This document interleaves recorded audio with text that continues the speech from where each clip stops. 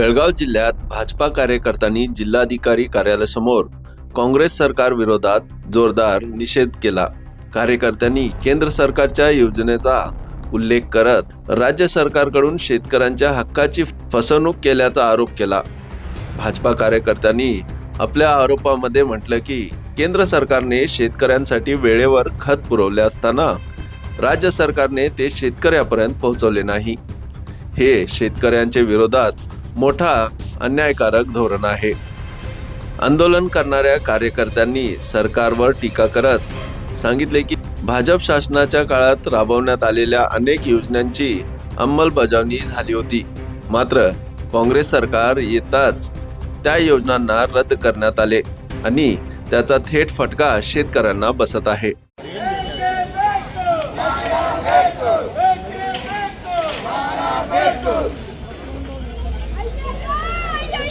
अन्याय अन्याय न्याय ಬೇಕು ಬೇಕು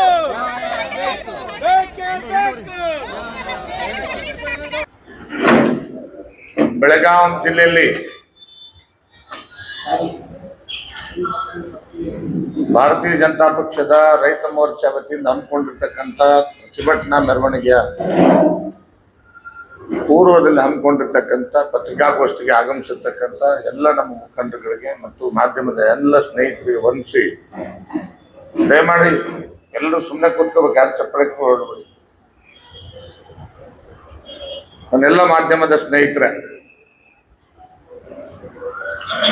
ಕರ್ನಾಟಕದಲ್ಲಿ ಕಾಂಗ್ರೆಸ್ ಸರ್ಕಾರ ಅಧಿಕಾರಕ್ಕೆ ಬಂದ ಮೇಲೆ ಅತ್ಯಂತ ಕಷ್ಟದ ದುಸ್ಥಿತಿಗೆ ಸಂಕಷ್ಟಕ್ಕೆ ಒಳಗಾಗಿರ್ತಕ್ಕಂಥ ಸಮುದಾಯ ಯಾವುದು ಅಂದ್ರೆ ಅದು ರೈತ ಸಮುದಾಯ।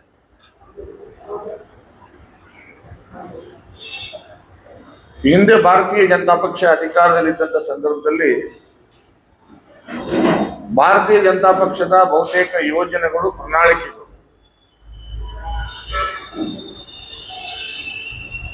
ರೈತನನ್ನ ಮೂಲವಾಗಿಟ್ಕೊಂಡಿತ್ತು।